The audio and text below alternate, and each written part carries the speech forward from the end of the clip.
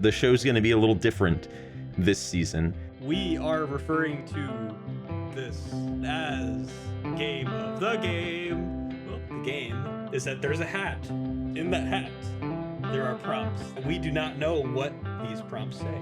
You and we both don't know what we're going to be talking about next episode. Cookie Pocket, the game of the game. The game of the game of the game of the game of the game. The game of the game, the game of the game. Sheesh. Well, what is this? What are we talking about on this groggy early morning recording session? Just to let you guys know, viewers, before we begin, you are all not going to hear any audio. This is purely visual, and we're gonna hire, because we didn't do it in time, we're gonna hire a guy to talk about what we were talking about, or to attempt to narrate what we were talking about. And about 30 minutes of this episode will be missing. And you'll find the remaining content in a rice barrel in about 40 years. Yeah, a page of madness is what we're discussing today. Mm-hmm. I was given the prompt by Zach to choose a silent film directed by a person of color.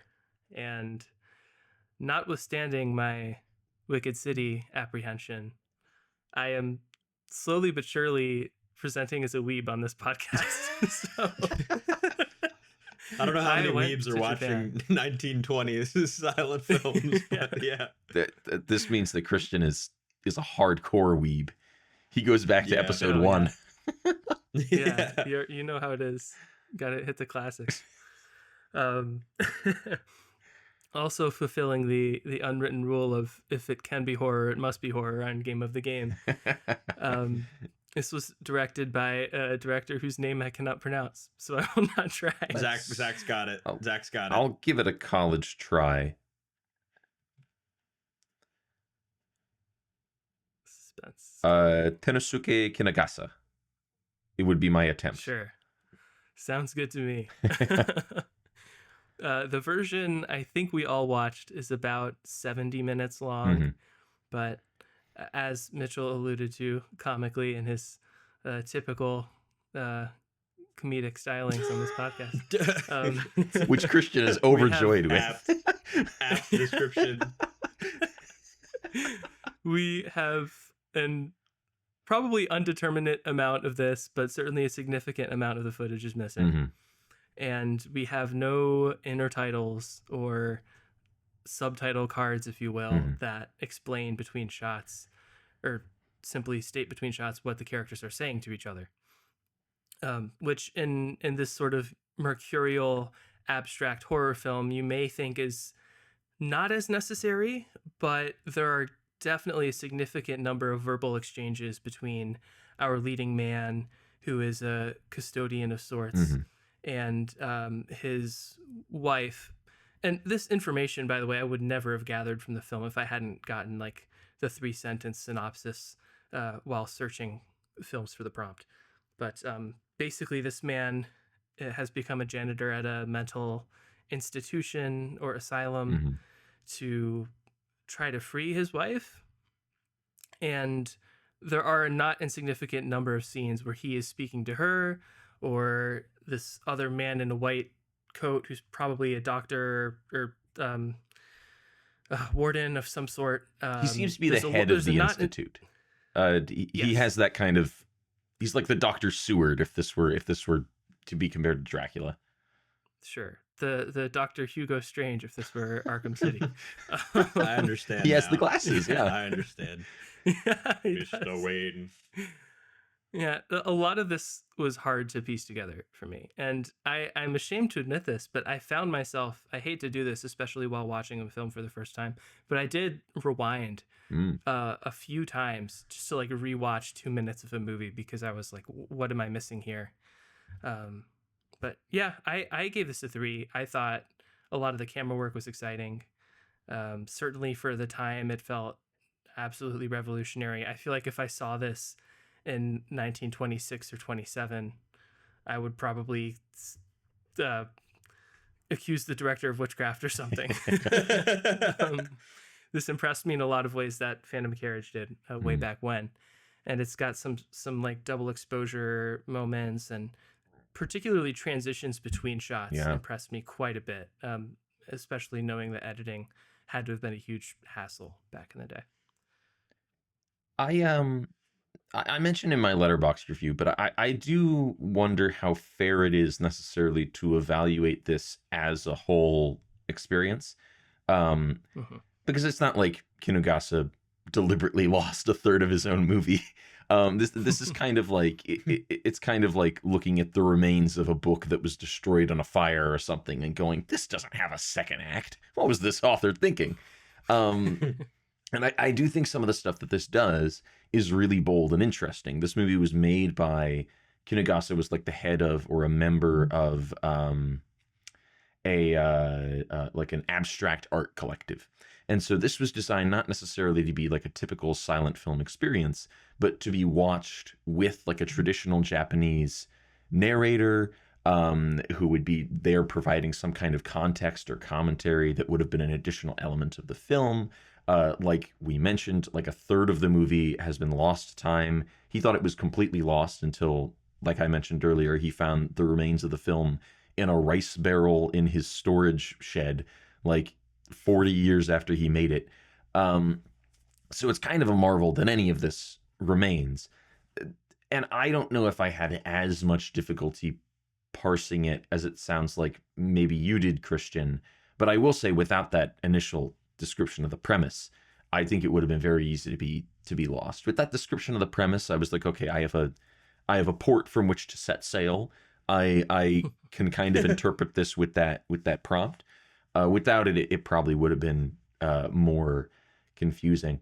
But yeah, I mean, I agree. It's a real triumph of editing and cinematography. Especially, it's a shame, I think, that the movie starts so strong, because I think the best stuff in the whole thing is the thunderstorm that the movie opens with, which is this flurry of extremely quick cuts, even for now. I mean, in 1926, I'm sure it would have been dizzying. And practical effects and lighting and these really bizarre shots of people dancing and screaming. It kind of reminded me of what I was trying to do with my own film, The Outsider, which I made a couple of years ago, which featured a similar style of cutting to these sort of like associative images, just to create sort of this impression in the viewer's mind. It's very reminiscent of... this is Zach's film school corner.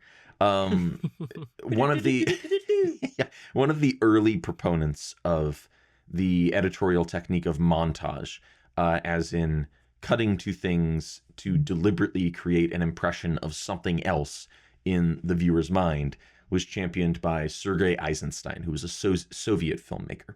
And so in his movies, he would cut from, for instance, a preening representation of the Tsarist government to a proud peacock strutting around with its plumage out, to create this impression of, oh, this guy's, he's got a big head, he's just all show and no actual game.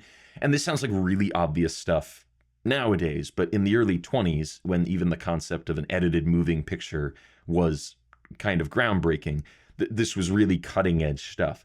And this uses a ton of Eisensteinian style montage of cutting from one image to a seemingly unrelated image to create this impression in the viewer's mind.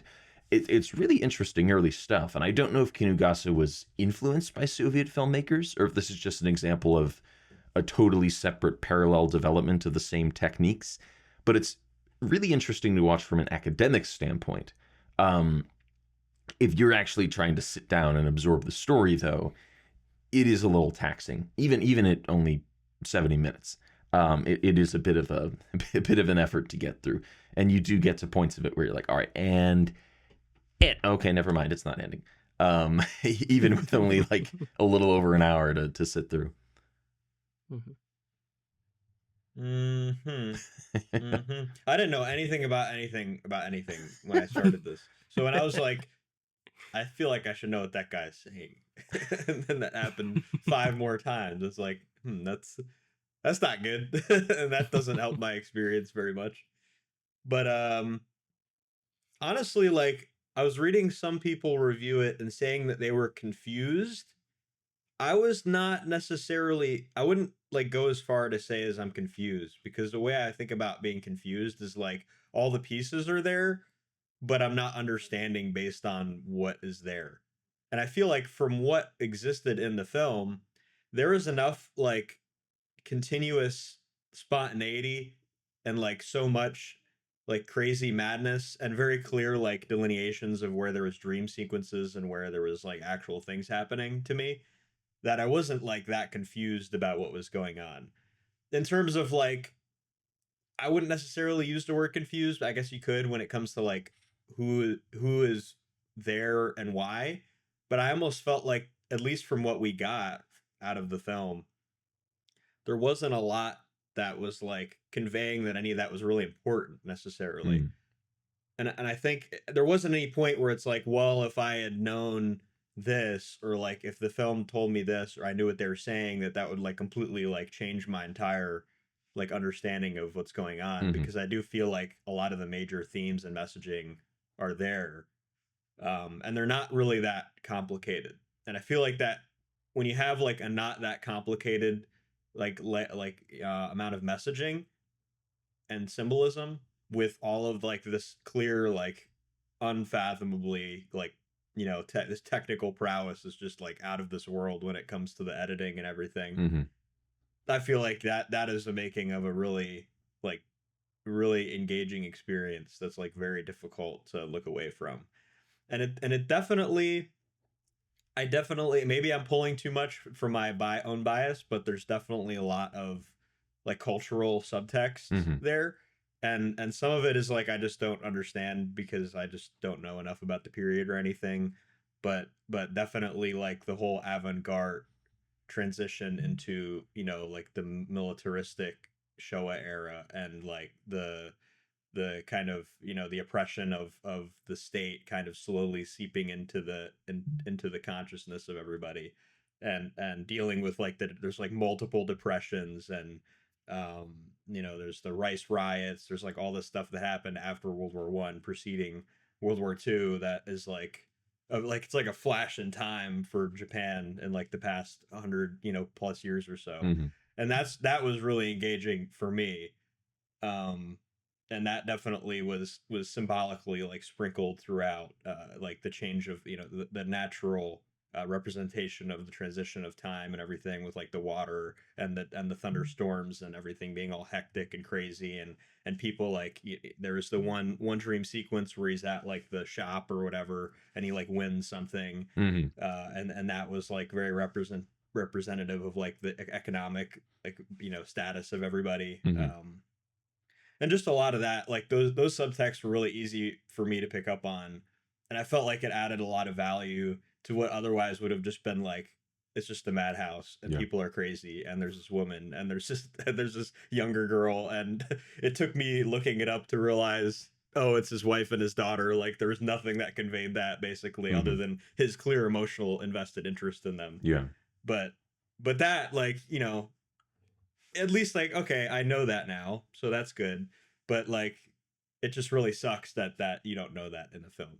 And to be honest, maybe that's in the other third of the film. Like it's more conveyed through Mhm. their emotions and expressions. Like there's very easy ways to convey that without it just being explicitly stated that they're related. Um, but there is like, it's like almost like you're almost there. Like you almost feel like you have everything, and there's not enough to say that, okay, this is a cohesive plot Mhm. that's like easy, it's easy to follow. And that's probably just the most annoying thing, which, as we're going to keep saying, like, we're so sorry, so there's no more film left, and it's not the artist's fault, it's not the artist's fault. And I'm sorry for criticizing it. My TikTok doom scroll brain doesn't understand. But it's I really enjoyed it. I was really surprised, and hard to pin down the genre, like in my opinion. Mhm. Like there's really kind of pickings from everything, but to like Christian kind of alluded to, like I feel like it basically is a horror in a lot of ways. Um And yeah, there's really a lot to praise, even though there's little to really like talk about story wise. I am sure a lot of silent filmmakers, especially in the mid to late 20s, there's kind of this movement in silent filmmaking towards entirely visual presentations, movies with as few title cards as possible. And I'm sure a lot of these silent filmmakers use the phrase, it's all talk, at various points while making those movies. Because you see something like F.W. Murnau, who made Nosferatu, his film, The Last Laugh. It's like a 100-minute movie, very complicated plot, no subtitles or intertitles at all. Because film is a visual medium, and what matters is what we're showing people and what they're associating with the images. If they see two people having a conversation, they can figure out the generics of what they're saying, and it doesn't really matter what they're actually saying. It's all talk. What matters is how they behave with each other and what happens because of the conversation. And I do wonder if, I don't think there's any surviving like script for what the narrator would have said when watching this film. But I do wonder if he even would have given specifics on what the husband and wife say in the asylum when he's outside her cell and he's trying to convince her to come outside. Or is the point of that just that you kind of interpret the general idea of he's going, please come with me, and she's going, no, and he's going, but remember our daughter, and she's going, you know, do we need to know the specifics, or do we kind of gather those from what we're shown? Again, it's tricky because we're not shown anymore everything we were meant to be shown.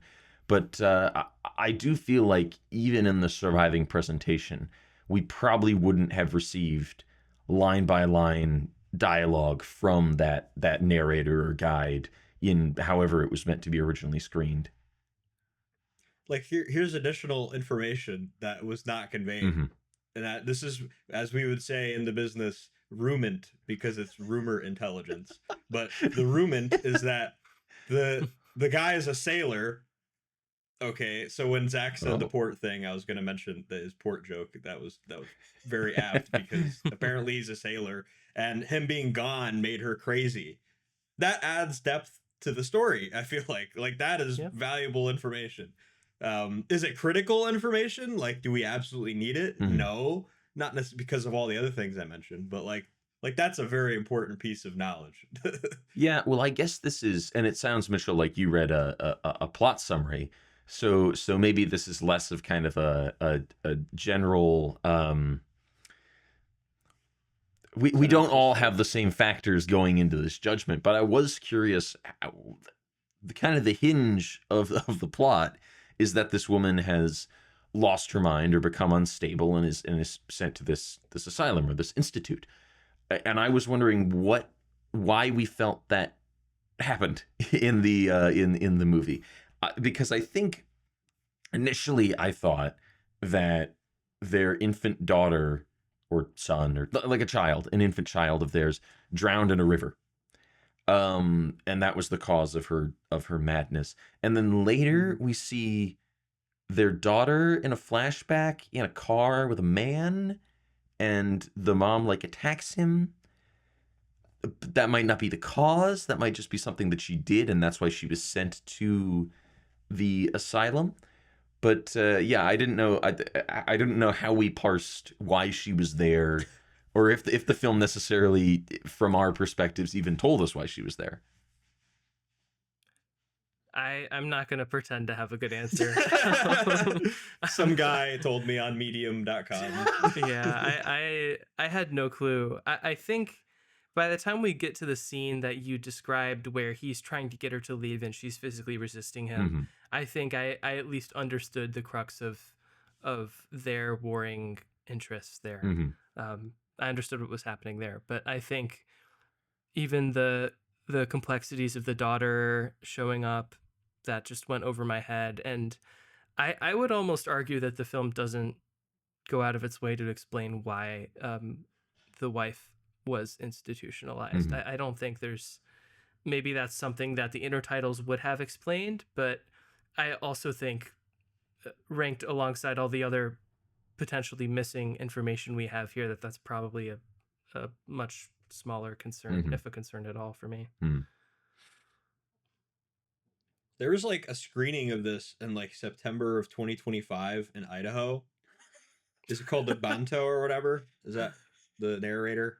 I think that's it. It had an actual narrator in person, and it was like supposed to be in the style that's what I was saying, because presented. that sounds like it was the intention. I'd love to be there for something like that. Yeah.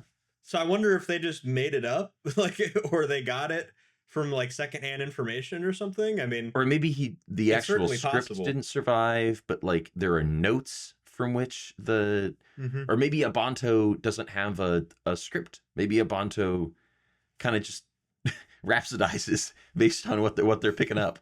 I don't know. Let's look at the Wikipedia sources. That's what my teachers told me to do.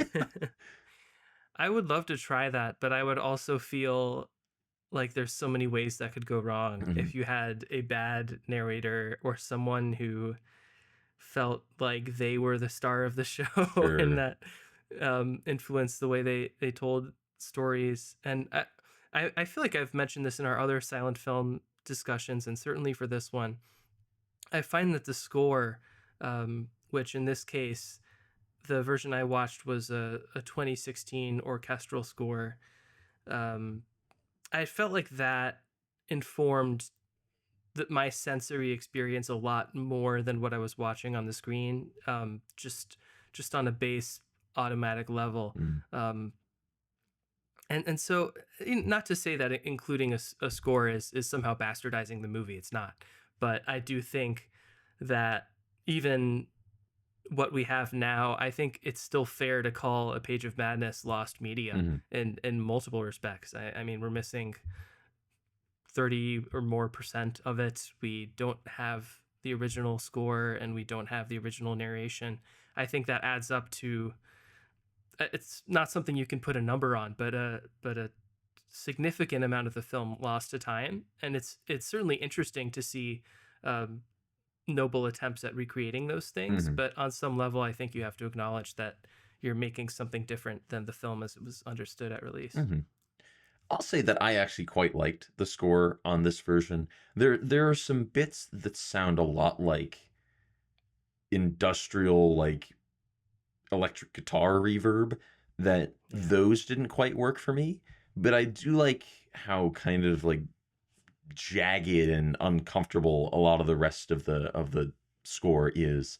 And maybe that's lending too much personality to the film. I'm not sure. But so many of these silent films don't really have surviving scores from the period when they came out.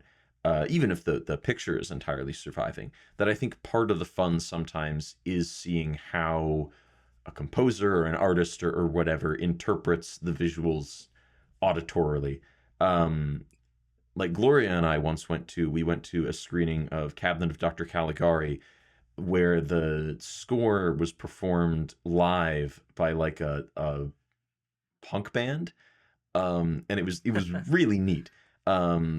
I wouldn't necessarily recommend it as like, for any film as like the only way that you experience the movie. But I do think part of the interest of these silent films is seeing what can be brought to the table by different music. Maybe that's more of an academic interest. Maybe that's something that just, viewers who want to watch the movie wouldn't necessarily be as interested in. But I think the same way a lot of the editing in this, a lot of the picture shot-to-shot editing is super interesting. It's interesting to note how much change can be made in your feeling on an image or a film just by changing the score up a little bit. The first version of Nosferatu I ever watched, I got it on DVD from my 5th grade English teacher, who was like, "I think you'll like this movie." And the score was so bad. It was by like this like wannabe Evanescence like rock group, to the extent that I just like muted it and I watched it genuinely as like a completely silent movie. So yeah, it's interesting to see how your feeling on these images changes depending upon the sound. That's so good. I think people are just making up this plot. I ain't gonna lie. Somebody on their blog said how Wikipedia can offer 2 complete paragraphs describing the plot I'll never know, which is exactly correct, because it's like I mean, it wasn't that long ago Uh-huh. where it's like not impossible that there was probably people that worked on it, that spoke on it, and that was recorded, and there's interviews and essays and whatever Hmm. that came out. But it's just interesting that there's so many different interpretations, and nobody's like calling out the fact that like you can't get any of that from the actual like film itself. But yeah, I was gonna mention I thought the score was an absolute banger. I love pretty much every single song in this.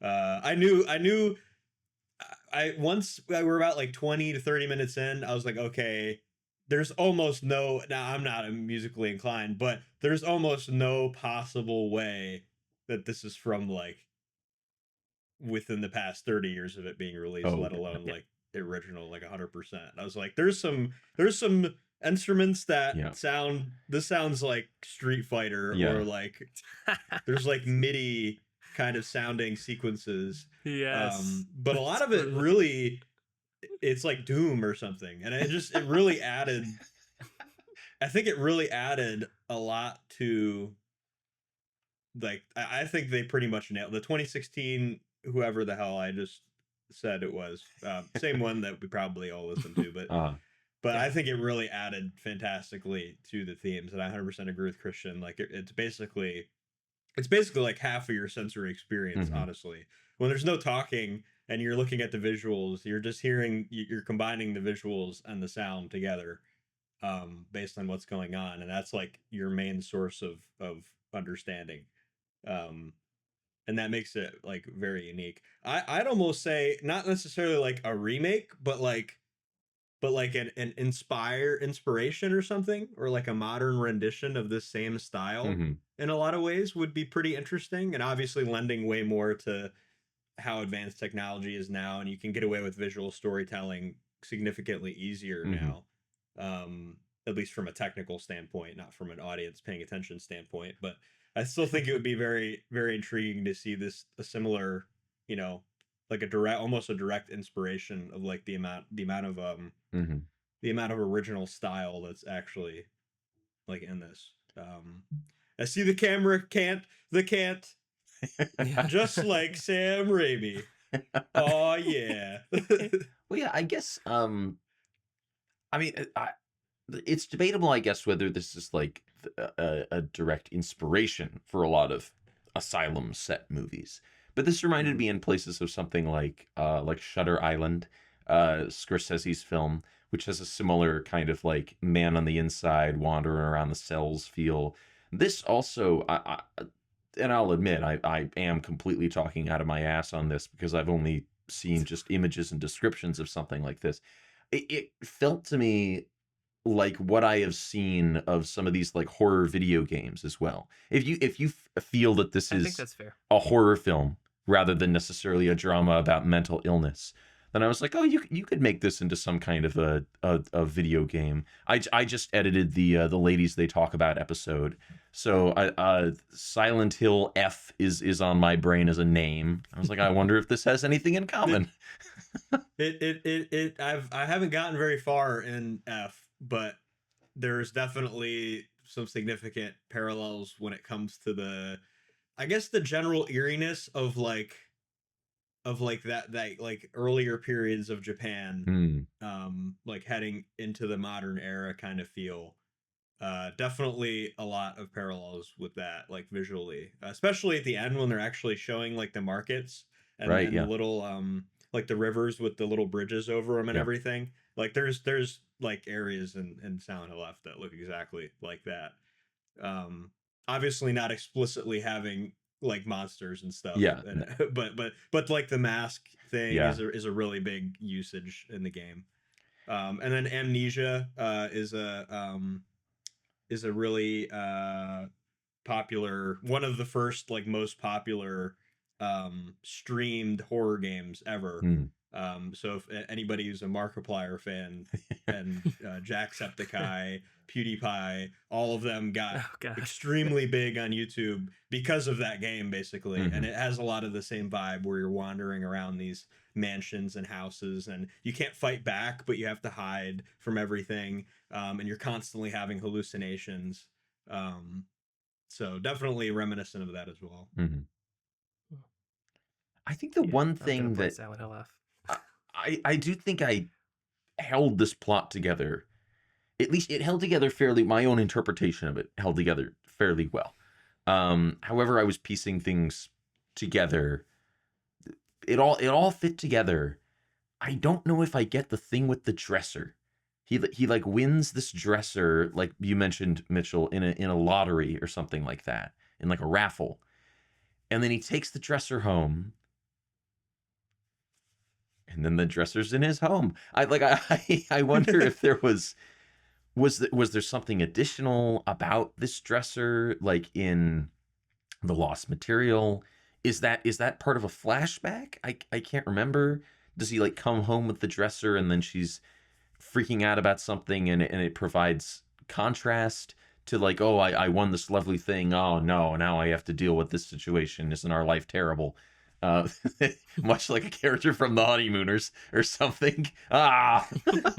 um, but yeah, I don't know if I can really piece together the significance of winning the dresser or the wardrobe or whatever it is. Probably a dresser. He's carrying it on his back on the way home, so it can't be that big and heavy. Yeah, I have to plead ignorance again. I'm sorry.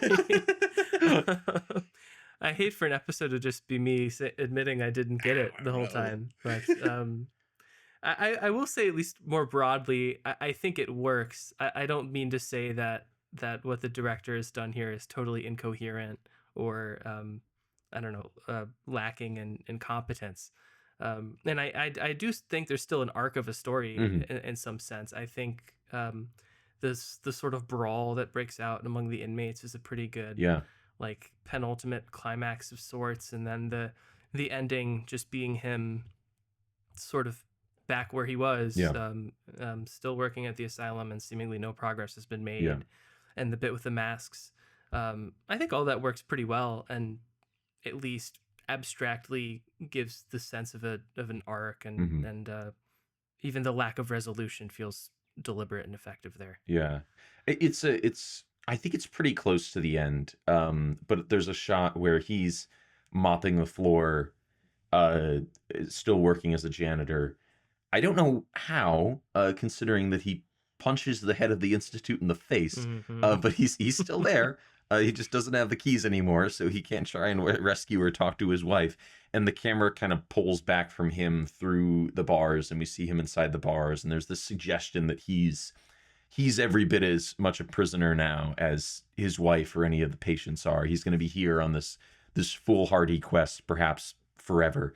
And I think there is the question in the climax when he tries to get her out of like, should she really be out? This is not a woman who's been unjustly imprisoned here.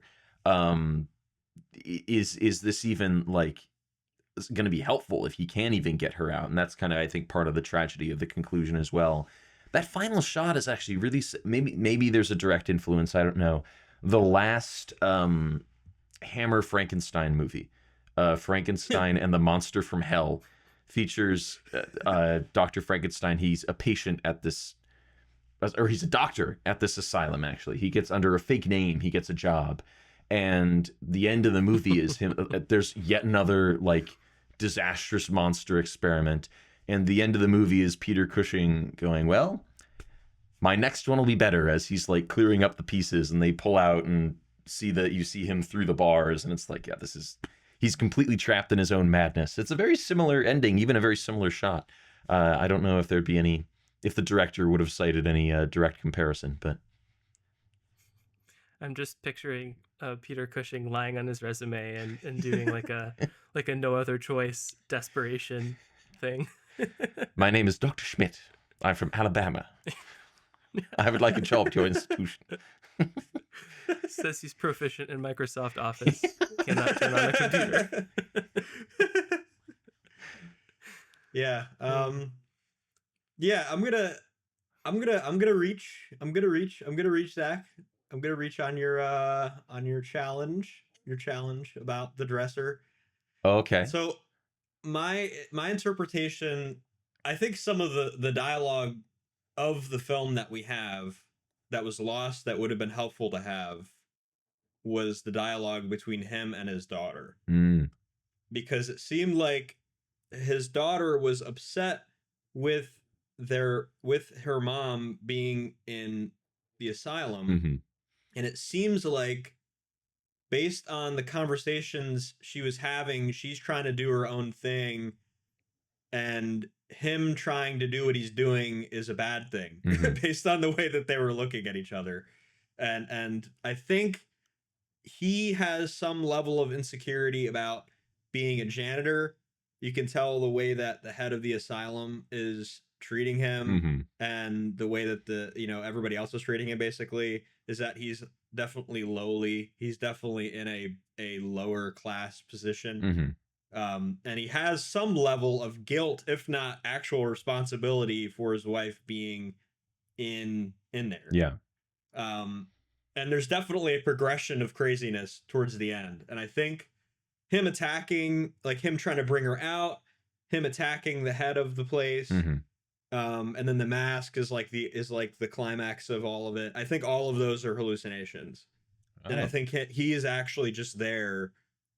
I think he's just working there, and I think all of this is just coming to his head, and like, what are the ways I can get out of this, or like, what are the ways I can get her out of this?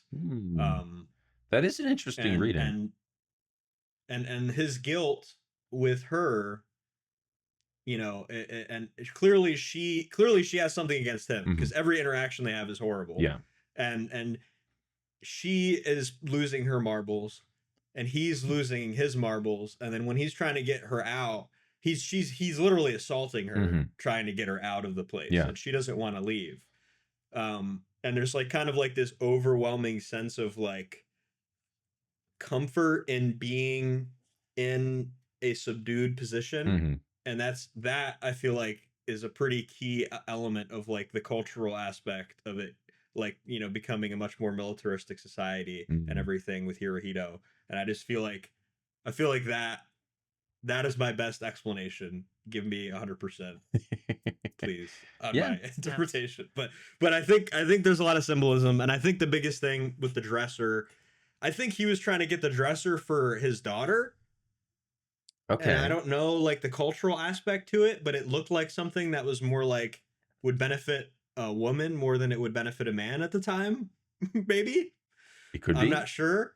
But I think that just plays back into the whole classist type thing that's going on, where it's like he's clearly in a very low position, and he's willing to like sacrifice anything just to work at an asylum. And by the way, the asylum, gotta mention, there's no security in this place. No, it's they need to get, how much are locks at this time? I feel like get some tweed or something to hold the doors together. Like, I told you once, I told you 1,000 times, we need locking mechanisms on the vehicle doors. But yeah. Also parallels to James in Silent Hill 2. He wants to kill his wife. Obviously. Oh, sure. Yeah. Yeah, okay. I know that by osmosis. Yeah. The Page of Madness. If you know what happened, leave a comment and tell us, please. So another fun fact. I'm out with the fun facts today, guys. Yeah. I'm out with the fun facts. Apparently, the translation isn't necessarily madness. It could also be out of order, a page out of order. Okay. Which, in my opinion, kind of sounds. I mean, it doesn't sound as cool as of madness. Anything of madness is always going to sound cooler, but like it's more applicable, I feel like, in this case.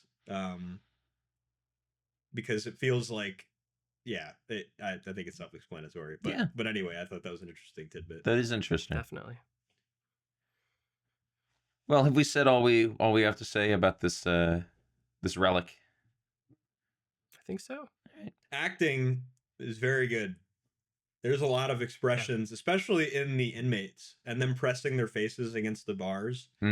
All of that is very engaging. Yeah, that's pretty nightmarish stuff. There's some. Yeah. I mean, it's not like the presentation of the institution is not like full on bedlam. Throw them in a cell and smack them around until they feel better. But it's not that far off. They are kind of like imprisoned here, and it's pretty horrific. And I do think the movie draws on that, especially stuff in that thunderstorm sequence is downright nightmarish. Mm-hmm. Weekend review. I guess I'll jump in with another book. I'm a reading machine this season, and my latest read was another book by Stephen King in the hard case crime range. I talked about his book Joyland a couple episodes ago, and his book Later is the one that I've read most recently. This is I think he actually wrote it first in the range, and Joyland was his second. But Later is set in the present day, or at least at the time that he wrote it, and set in around 2013, I think. And it features that standard Stephen King trope, a psychic child. The book is about a young man who is sort of telling the story of his childhood as a person who can see and speak to the recently deceased.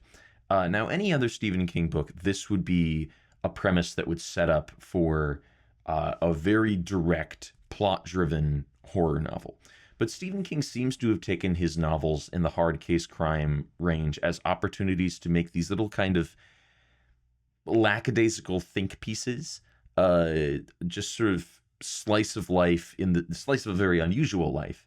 But we spend most of this book just kind of hearing about stories from this guy's childhood.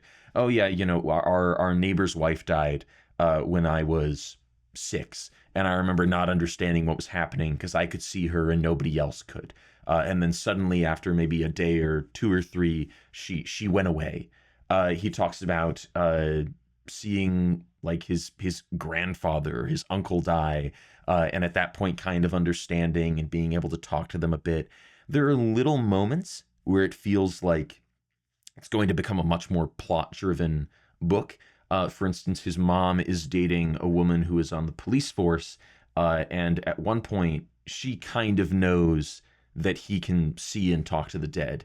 So there's this guy who's been planting bombs all over the city, and he shoots himself in the head, and he has a note left on his body, "You're never going to find the last one."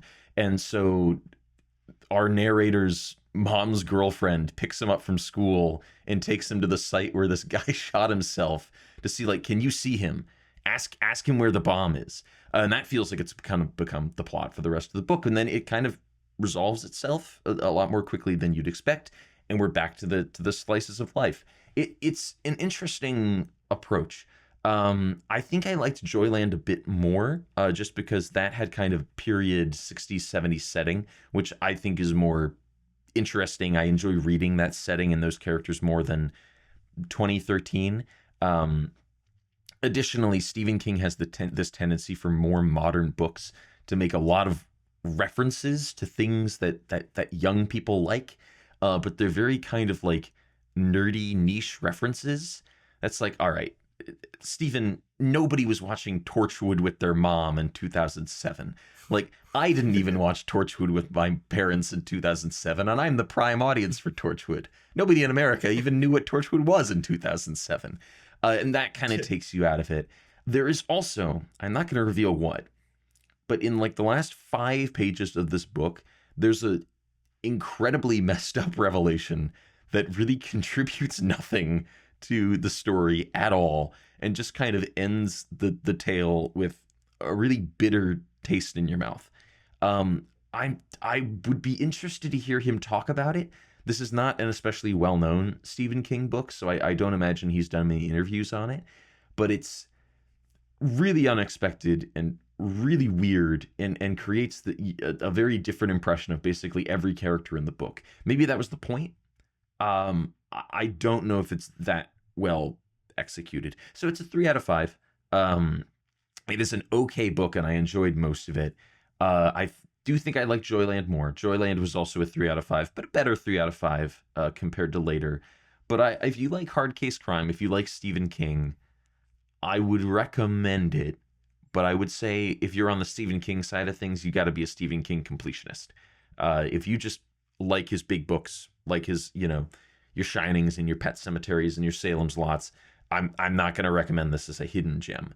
Not a real fan. Sure. I mean, I haven't even read all of Stephen King, and I would consider myself a real fan, but yeah, I wouldn't call it essential. So it's a, lukewarm recommendation for later. I've had Skeleton Crew sitting on my to-be-read shelf for quite a long time, which is a collection of many short stories beginning with The Mist. So hopefully we'll get to that this summer or later this year. Skeleton Crew is good. I think it has one very early story from him where he has blatantly just got off of an H.P. Lovecraft kick, and so he's writing like Lovecraft, and it's interesting to read as a relic. Right on. I today am discussing none other than K-pop Demon Hunters. Oh my goodness! I am so sorry. No way. It's okay. It's like pretty solid. I actually rewatched this movie about a week ago, and I watched it for the first time about a month ago. So I feel like that says something, at least about the music. This won 2 Academy Awards for Best Animated Feature and Best Original Song. I think the winning song, Golden, is kind of grating and none of the music is as elegantly composed or lyrically smart as like a prime Disney movie. I think this is a lot more in common with Wish than it does with Frozen musically, but those things sort of sincerely echo K-pop and the K-pop industry, so it kind of still works. And enough of the songs are very catchy and earworms that it doesn't bug me. I think the first 40-50 minutes of this is very action-packed and fun and colorful, and a lot of surprisingly good jokes that made me laugh even on the second go. A lot of the best songs are sort of front-loaded, but then about halfway through the movie, we get this slump that I think a lot of stage musicals have and movie musicals, where we are kind of like strolling along this path of fun songs, and then we realize that we have to address the plot and the conflict and like something bad has to happen to put our heroes in dire straits and for them to overcome it with this even more amazing song 20 minutes later. And yeah, Mitchell's putting his head in his hands. West Side Story. Yeah. I feel like West Side Story does a better job with this than most contemporary musicals. It does do a better job. Yes. In terms of like spacing out their good songs. Yeah. This does get pretty slow at about 50 minutes. And it wouldn't be as much of a problem if the first 45 minutes doesn't train you into this like hyperactive fun fest TikTok pace. It's not that bad. It's not that hyperactive. That was another concern I had, that it would just be hyper caffeinated and for iPad kids. I don't think it's that. I think you probably know better than any critic what your endurance or taste for K-pop is. There's some pretty cringy lyrics, really bad approximate rhymes and misplaced syllabic stresses, things that most people probably don't care about. But to me, I hear it and I'm like, no, you tell him, Christian. Yeah. Tell him. What's the one where the guy starts rapping in the middle? Oh, that's actually there's 2 that could be. That's either Soda Pop or Your Idol. I think it's that one. They're like singing in the trees and he starts rapping, and it's like the most embarrassing epic rap battle thing you've ever heard. I think all K-pop raps are pretty cringy. Like there's a song called Takedown, which is done by the girl group in the movie, and there's a rap verse, and I want to say the lyrics are, "It's a takedown, something something takedown. I'm gonna take you down." Like what? It's a takedown, something something, and it ain't gonna stop. And it's kind of like, oh, how superfluous. That's a groove, Daddy-o. Yeah. The best song is Soda Pop, which is the first boy group song, and you will listen to it like 50 times. I will not. I refuse. Animation's great. It's Sony Animation, which sort of made their name with Spider-Verse. Yeah, I think it's like the closest thing to a Gen Alpha Frozen, and there are things about that that are not great, but at the end of the day, it's reasonably heartwarming, functional, good songs, and at least it's grounded in this sort of like cultural extrapolation from American pop music, as opposed to just being like Team U Disney like Wish was. Mhm. So 3.5. I watched it twice in less than 2 months. So That's a pull quote for the front of the DVD. Reasonably heartwarming. Unlike Wish, which is like a Temu Disney film, which, Christian, you could have just said wish.com. You could have just said wish.com. Yeah. Well, I'm going to do a better job of bringing up random, extremely popular indie games that are so simple and stupid that they top the Steam charts, even though they came out of basically nothing and being developed by basically nobody. RV There Yet? RV There Yet? That is the title. RV, recreational vehicle, there yet?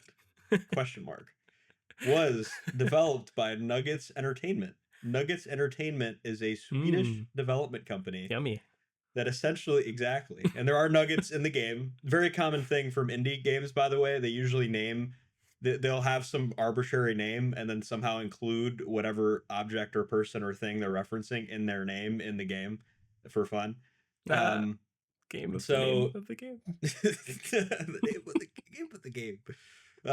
So Nuggets Entertainment came out of a game jam, which essentially a game jam is essentially a some like challenge hosted somewhere as an event for like a few days where somebody has to make a game from scratch, which is very difficult because most games you start with an engine, which you have like most of the assets already. You just have to design them and create the game around them essentially. But in fact, it got so popular and got crowdfunded to the point where they made it into a full game.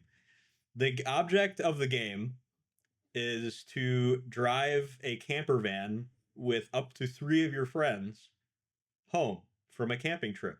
The problem is that the forests that you're in are extremely difficult to navigate, and the physics of the game are somewhat accurate in the sense that you're driving a manual rear-wheel drive RV, but not accurate in the sense that it's very rudimentary Unreal Engine physics, which basically means the way objects are thrown around is like it's like you're on the moon essentially.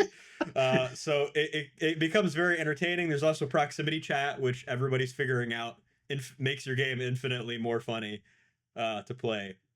But you're basically going around all these different mountains and trees, and there's mines. And I played it for like 4 hours last night with some of my friends I never get to really play with from college, and it was nice. Very fun. It was very fun, and you have to repair the van. There's bear attacks. It's very easy to blow up the van. Very easy. You one wrong turn, and it's horrible. It's funny because it reminds me most. I don't know why I'm forgetting the name of it. What the hell did we just watch together?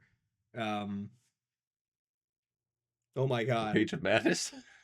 No. No, together. Oh, Sorcerer. Like wow. Yes. Oh, nice.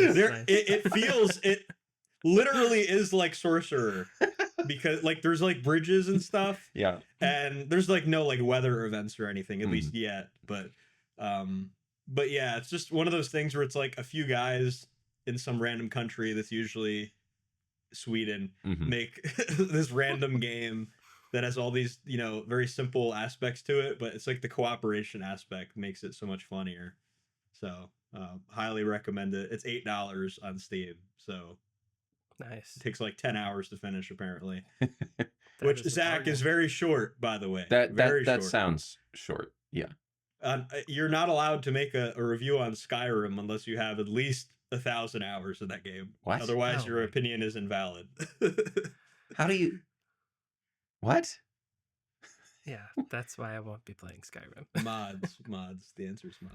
And Skyrim I isn't thought even. you were going to talk about Mouse PI, Mitchell, for a second. No, that is on the docket, and I will be glad to mention that because there's a number of things about that game I'm hearing about I'd want to talk about. But Now, I thought Skyrim was a franchise, but Skyrim is actually like the second Elder Scrolls game, right?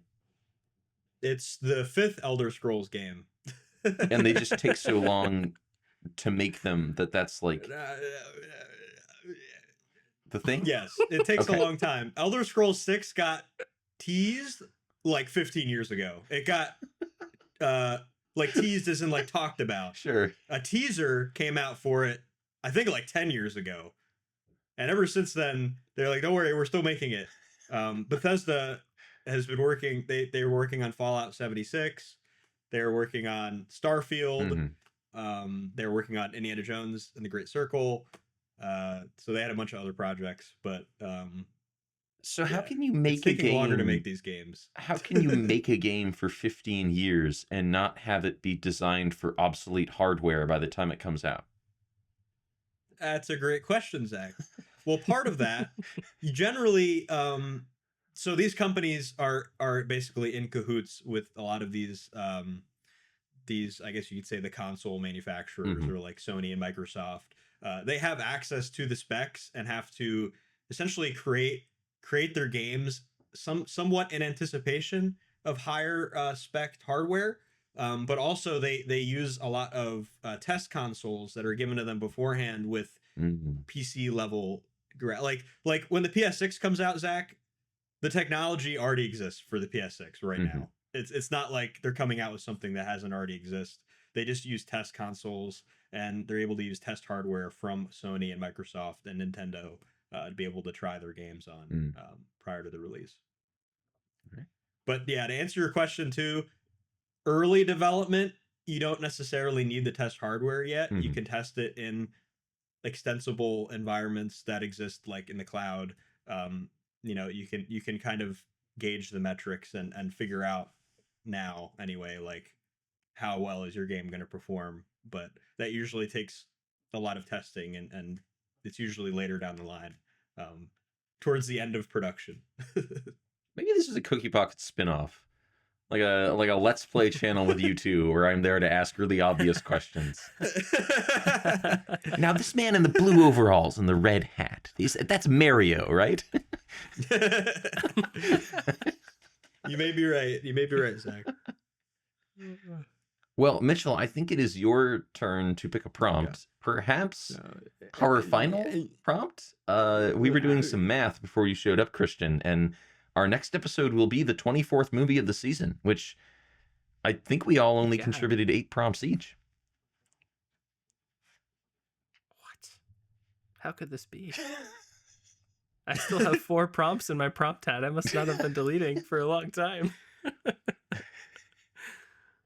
Wow. Interesting. Okay, we definitely didn't have this prompt before. I don't know what this is. So you're going to have to tell me. Okay. Person. A film that won multiple Razzie Awards. That sounds like a Christian prompt. Is Razzie like the bad ones? Like the film is bad? The Golden Raspberry Awards, right. yeah. The Golden Raspberry. Okay. I'm somewhat cultured. All right. Googling time. There could not be a more fitting way to close this season. There are some good movies that have won Razzies, though. Like the first year they did it, they gave Shelley Duvall the Razzie for The Shining. So, like, what? Yeah. So are the Razzies awarded to people and the film? Or just film?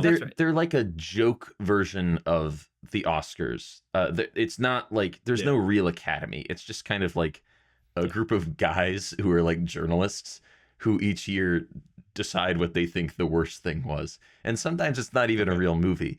Like worst picture a couple years ago, they gave to like a fake documentary that the My Pillow guy made about like vaccines or something. Oh yeah, the Michael Lindell. Yeah. Oh no. Maybe he'll answer our emails where Neil Breen didn't. Oh, I'm sure he That's will. true. Yeah, he totally would. Maybe a Neil Breen film has won multiple Razzies. Who knows, Christian? I'm sure. Might have. Seems likely. I will take this prompt, by the way. Yeah. We don't usually. Some of us don't usually say that, but I'll say it for this one. I will definitely take this challenge. All right. If this is the last prompt, then that means we went through the whole season with no mulligans. So congratulations to all of us. Maybe if there are no more prompts to pull. Huzzah! Wow. The game of the game of the game of the game.